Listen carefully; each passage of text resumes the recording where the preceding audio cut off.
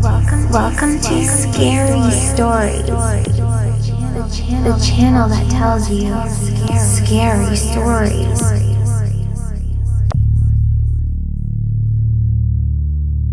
Hey, it's your old pal Bigfoot, and tonight we're going to sort of do my top 10 Frankenstein movies of all time, but I'm going to cheat and bunch some of them together. And instead of really doing worst to best, I'll just go through them in more of our chronological order. But I am going to save my favorite for the last. Okay, let's start out with the very first Frankenstein movie ever, and that would be Edison's Frankenstein, a silent movie shot in a building at the corner of Decatur Avenue and Oliver Place in the Bronx, New York, back in early 1910. It's inspired by both the book by Mary Shelley and the stage versions of it that had been playing around for years. The film innovates a bit, as the creation of the monster does not involve sewing parts of bodies together. Instead, it involves an alchemical process displaying some of the cleverest special effects of that era. The movie reaches a symbolic end with the monster and Dr. Frankenstein realizing they are one and the same. At least I think that's what it's supposed to mean. So that's number 10 on our countdown. Let's move on to number 9. This would be the Frankenstein franchise and series that most people are still familiar with to this day, thanks to Svengoolie and Universal theme parks, keeping the monsters current. The first Universal Frankenstein movie is lush and gorgeous and mysterious. The opening credits list the monster as being played by a question mark. By the end of the film, the performance of the monster is so moving that when he's finally identified as Boris Karloff, you can understand why Karloff became a top draw as a horror actor and stayed on the top of the genre for the majority of the rest of his career.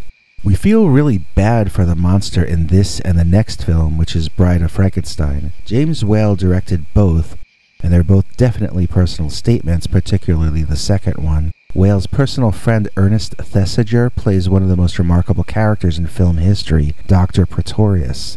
He grows tiny humans in test tubes and toasts to a world of gods and monsters. He's entirely pagan in every sense and unbound by any kind of decency or morality. The character is very memorable, but he was never recreated in any future Frankenstein movie. Probably that would be because James Whale quit the series after the second picture.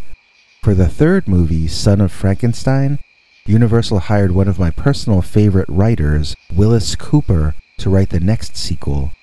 He didn't seem to really get the idea of the monster, as he just has him kill a bunch of people, and we don't feel much empathy toward him. But Cooper created a great character for Bela Lugosi in this one, Igor.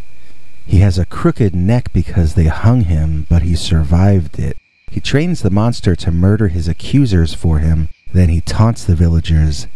They die dead, but I die live. I like Igor better than Dracula. I think he was Lugosi's greatest character role. Cooper also creates that character with the wooden arm who was spoofed in Gene Wilder and Mel Brooks' Young Frankenstein. Karloff didn't like putting on all the heavy makeup and costuming if all he was going to do was strangle bit players, so he quit the series. For the fourth Frankenstein movie, Lon Chaney Jr. plays the monster. In this one, Ghost of Frankenstein, Lugosi's Igor manages to get the doctor to put his brain in the monster's head. At the end, we see Chaney as the monster, but we hear Lugosi's voice coming out of his mouth as he tells us the operation didn't entirely work, and now Igor, inside the monster's body, is blind. For the next movie, Bela Lugosi plays the monster, still with Igor's brain inside, and still blind. Lon Chaney moves over to resume his most popular role of Larry Talbot, the Wolfman. At some point during the production, Universal overruled the filmmakers and had them cut all of Lugosi's dialogue. They felt the monster wasn't scary if he was always whining that he couldn't see where he was going. You can see him talking in some long shots, but you don't hear anything. They also cut out the part about the monster being blind, so the way Lugosi's walking with his arms stretched out in front of him just became the way the monster walked from then on in succeeding films. The rest of the Universal movies with the Frankenstein monster were quote-unquote monster rally pictures. Karloff returned to play the Doctor, this time in House of Frankenstein. Glenn Strange, the Western cowboy actor, got the job as the monster because Jack Pierce, the makeup artist, thought he looked enough like Karloff to pull it off. Strange continued as the character through House of Dracula and Abbott and Costello Meet Frankenstein. Number 8. Next up are the Hammer Frankenstein movies. Some people prefer these, others prefer the Universal ones. Basically, these were British updates of the original series. They were grittier, bloodier, all in color, and all starring Peter Cushing as Dr. Frankenstein. The first one, Curse of Frankenstein in 1957, starred Christopher Lee as the monster and is genuinely scary. The film was successful enough that it spawned, I think, 5 more sequels, all but one of which were directed by Terence Fisher. Christopher Lee left the series after the first movie, not enjoying wearing the makeup. Each of the films after that had an entirely different take on the monster, but always with Cushing as Dr. Frankenstein. The first sequel was Revenge of Frankenstein in 1958. Evil of Frankenstein, directed by Freddie Francis in 1964, revived the series. Then Terence Fisher returned to helm Frankenstein Created Woman in 1967, Frankenstein Must Be Destroyed in 1969, and Frankenstein and the Creature from Hell in 1974. If you're going to watch any of these old Hammer movies, be prepared for body parts being plopped into jars and things of that nature. Not for those with weak stomachs, but still tame by modern standards. Number 7. Don't worry, these get shorter. I Was a Teenage Frankenstein in 1957 had Gary Conway as the monster and Whit Bissell as the Mad Doctor. This was the prequel to How I Made a Monster, which had both the Teenage Frankenstein and the Teenage Werewolf in it, plus one scene in color. As a kid, I preferred the sequel. Number 6. Frankenstein 1970, made in 1958. Don't confuse this with Frankenstein 1980, which was made in 1972. This one starred Boris Karloff as a mad scientist living in the Frankenstein castle who cuts a TV deal and uses the money to buy an atomic reactor. Why? Because he wants to blow up Nazis. What else would a mad scientist do in the far-off future of 1970? Number 5. Frankenstein Conquers the World. This is the first Japanese kaiju Frankenstein picture. It's actually from an idea by Willis O'Brien called King Kong vs. Frankenstein. Toho Studios in Japan had bought that idea and changed it to King Kong vs. Godzilla. After that was a big hit, they decided to try a giant Frankenstein movie. In this, the Nazis give Japan the undying heart of the Frankenstein monster, and the Japanese bring the heart to Hiroshima. Then the Allies drop an atomic bomb there, and the heart becomes irradiated. Somehow, a boy either grows from the heart or eats the heart, depending on the translation, and eventually he grows up to be Godzilla-sized, and everyone calls him Frankenstein. Then, he battles a giant lizard monster. There's a photo of giant Frankenstein battling a giant octopus for an ending that was shot but apparently not used. There is a sequel to this called War of the Gargantuas about a giant green Frankenstein who is mean and a giant brown Frankenstein who is nice. Don't miss it.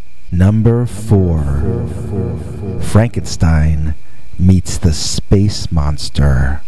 This one has a special place in my heart because when I was a kid, I heard about it from friends of mine, but couldn't find any record of it in the film books of the era. I thought my friends were kidding me. I mean, how could Frankenstein meet a space monster?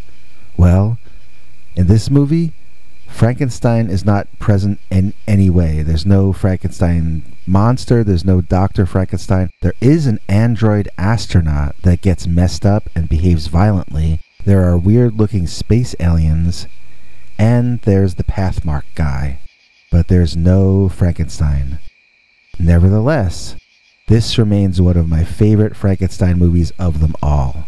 Number 3. Frankenstein, The True Story, 1973. This is the one with Michael Sarrazin as the monster. I think it was a miniseries or a TV movie. I don't remember exactly. It was on when I was 8 or 9, and it was quite an event in my life. A very different way of showing the story, and in some ways closer to the original than the Hollywood and Hammer versions. It inspired me to actually read the book, which took me years, really. I eventually got through it in my teen years. Number 2. Young Frankenstein. That's all I have to say. Number 1. And now, your old pal Bigfoot's number 1 favorite Frankenstein movie, Dracula vs. Frankenstein, 1971. This is not really a good movie, but it is the best movie. It is the last film of Lon Chaney Jr. and the last film of J. Carrol Naish, who acts in a wheelchair. Directed by the immortal Al Adamson, both introducing and dismissing Xander Vorkov as Dracula. This was the most amazing thing I ever saw on late-night television in New York while growing up. The Frankenstein monster looks like a guy wearing a sack of potatoes on his head. The echoing and dubbing on the soundtrack are incredibly cheap, yet also strangely unnerving. It's actually scarier because it's inept. You get the impression that the entire bunch of people making the film must have been having a really, really bad trip of one sort or another. Whatever else you want to say about Al Adamson, though, he really had a deep love for the genre, and it shows in every weird frame. Well, that's all I can say about Frankenstein movies. YouTube willing, we will attempt to be back tomorrow with my top 10 favorite either werewolf movies or maybe giant kaiju monster movies. Do you have a preference? Let me know in the comments. Also, if you think I left something good off this list, please let me know about that too. I was curious when the next Northeast Comic-Con is and who's going to be appearing there. Boy, was I surprised when I checked their website and found out it says, I'm going to be there. And it's Thanksgiving weekend. I did my due diligence as a fake news journalist and discovered that yes, in fact, they are offering to pay for me to go out and appear as myself, braving the traffic to and from Boston on one of the craziest weekends of the year. So I guess if you live in Massachusetts and you're bored of Tofurkey after Thanksgiving, then come on down and say hi to Futurama's own Billy West, Godzilla's co-star Akira Takarada, and other luminaries who I assume must live near Boston. Sounds like fun. See you there. Bigfoot Attacked My Tiny House. Scary Stories by Peter Bernard, Volume 1. Now available on Amazon in paperback.